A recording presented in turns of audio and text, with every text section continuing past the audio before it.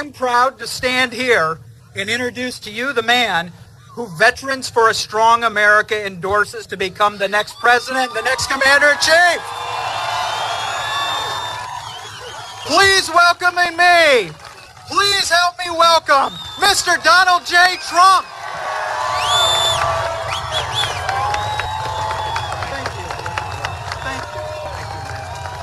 Thank you. Ladies and gentlemen, Mr. Donald Trump. Thank you.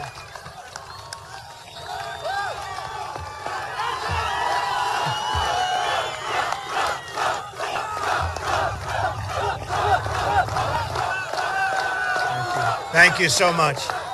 Boy, oh boy, I didn't expect that. You know, Joel and the group called and they said, would you come over and speak? I'm here for a certain reason. You know, it's called Tomorrow Night. So I got here and they asked a couple of days ago, would it be possible to come over and say a few words? An endorsement from your group with so many veterans, hundreds of thousands of veterans. I really appreciate that, Joel. I did not expect it. I didn't expect it. I didn't ask for it. I will say this. I am with the veterans 100%. They're our greatest people. They're being treated terribly. Not only the number of deaths, which are obviously that's tantamount. That's what's going on is incredible.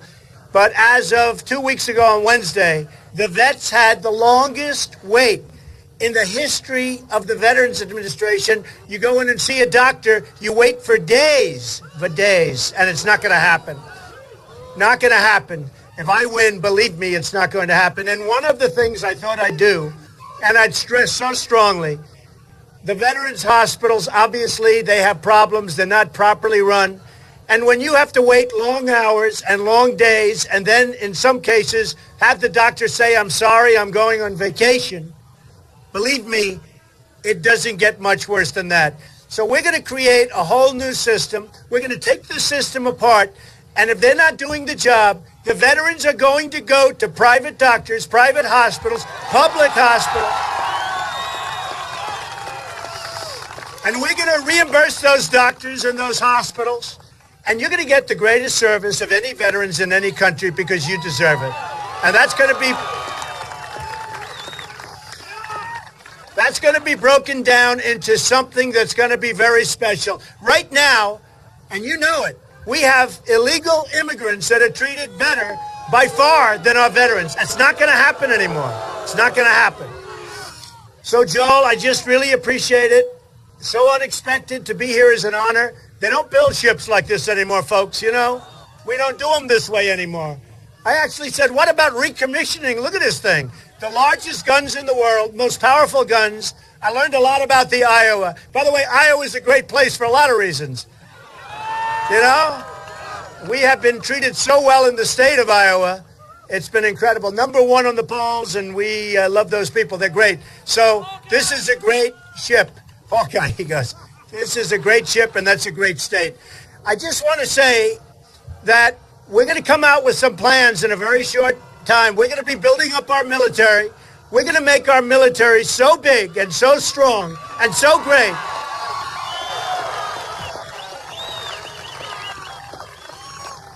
And it will be so powerful that I don't think we're ever going to have to use it. Nobody's going to mess with us. That I can tell you. And we're going to have a president who's respected by Putin, who's respected by Iran. You know, let's talk about, for 2 seconds, let's talk about the Iran deal. Now, Obama and his people call him the supreme leader of Iran. Obama talks about the supreme leader. Well, I'm not calling him a supreme leader. But he said the other day that after this rip-off deal is completed, he will never do business with the United States again. We're finished with the United States. They're taking $150 billion. They're getting a deal that's going to go right into nuclear weapons much sooner than you think. They're going to self-police. Think of that one. They are going to go and self-police. They have 24-day provisions. And by the way, what people don't understand, the 24-day provision doesn't start, you know this, right? It doesn't start for a long time before you get to it. The clock is ticking. It could take forever. We may never get in there. It is one of the dumbest deals and one of the weakest contracts I've ever seen of any kind. So we are going to do things in this country right. We're not going to sign deals where we have 4 prisoners over there and they're still there and we don't even ask them. One of them's there because he's a Christian. We have a writer. The whole thing is absolutely insane. You know, they asked the president and they asked Secretary of State Kerry, who maybe, I've been saying Hillary Clinton is the worst Secretary of State in the history of this country, right? All right, I've been saying it. But it's possible. The world blew up around her. It blew up. Just blew up. The whole world is like a different place. It's possible that because of this deal made by Secretary Kerry, who has absolutely no clue how to negotiate, it may be that he's going to supersede. And I understand that he may want to run for president. He has no chance, like she has no chance. So we're going to see what happens.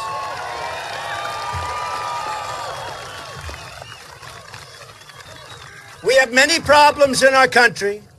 One of them is immigration. Now, I took a tremendous hit when I brought up illegal immigration when I announced I was running for president. And for 2 weeks, I said, Rush Limbaugh, who's a great guy, he said he has suffered more incoming, meaning the press, than anybody I've seen.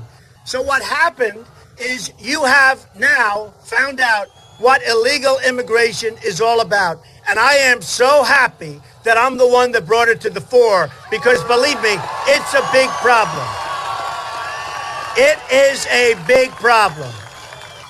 So you remember, for about 2 weeks, I said, boy, this is tougher than I thought running for president. And then you found out there's tremendous crime. There's tremendous drugs pouring across the border. Tremendous, beyond going to Chicago, going to New York, going to LA, going all over our country. So the drugs pour in and the money pours out. Not a good deal. We get the drugs, they get the money. The drug cartels are going wild. They cannot believe how stupid our government is. They are making a fortune. The drugs come in, the money goes out daily. And I saw it because I was on the border. I was there and we saw it, and everybody sees it every day. And we have the kind of people that can do something about it, but we have no leadership. None. None whatsoever. So we're going to build a wall.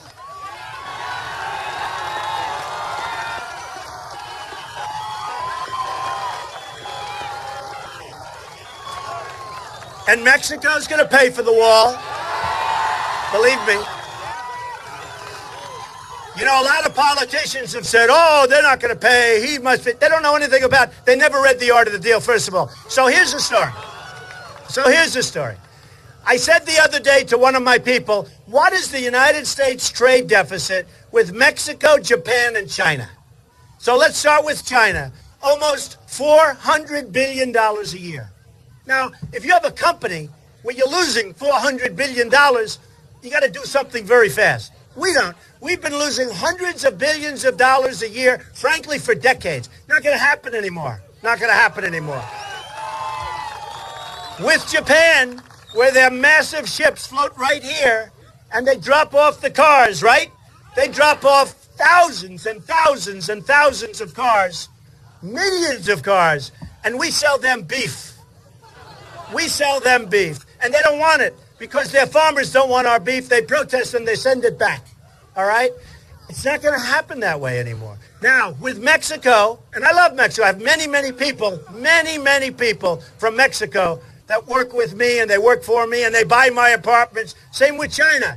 I have so many people. They pay me millions and millions. What, am I supposed to hate China because they gave me millions of dollars to buy an apartment? I don't think so. I have the largest bank in the world as a tenant. It's from China. Bigger than any bank in this country by many times. They're from China. The problem we have is that the leaders of Mexico, Japan, China, and every other country that we do business with, they're smarter, more cunning, sharper than our leaders.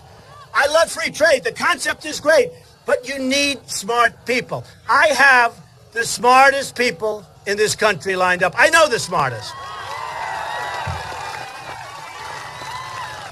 I have Carl Icahn. I have the best business leaders, and they all want to do it. They're wealthy because they make good deals. Like me, I make good deals. It's a talent. It's a talent. You can't be a politician. Look, I'm fighting some very nice people. Very nice, even though I'm leading in the polls. But they're very nice people. But they're never going to do anything with these countries. They're never going to be able to do it. It's an instinct. It's something that's special. They don't have it. Believe me, they don't have it. It's just going to be more of the same. So, we're going to make our country so great. We are going to make it strong. We are going to make it powerful. We're going to rebuild the military. We're going to make it so strong. We are going to take care of our veterans.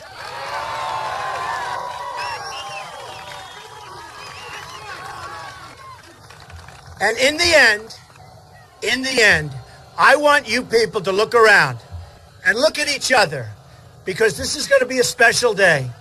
The other week, 2 weeks ago in Mobile, Alabama, 31,000 people showed up in a rainy, rough day.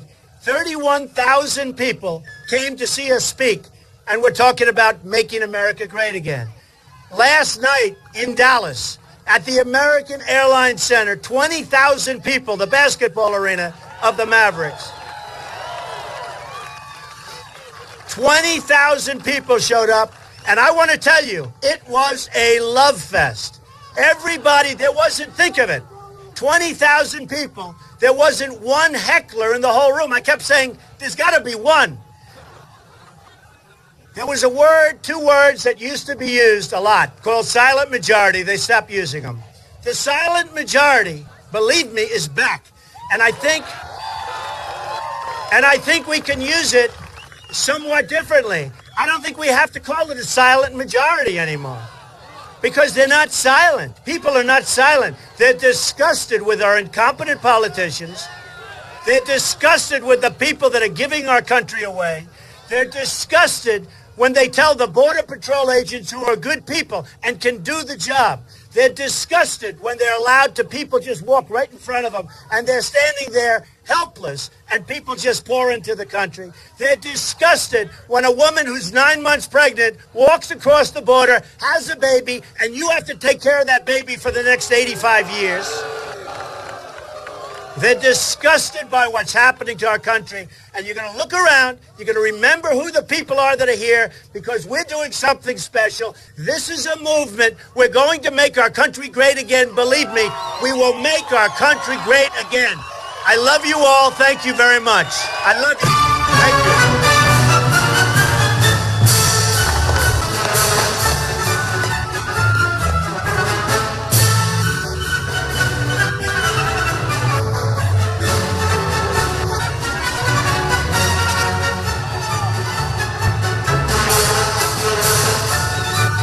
This is the hottest thing out there. This hat, you can't get them.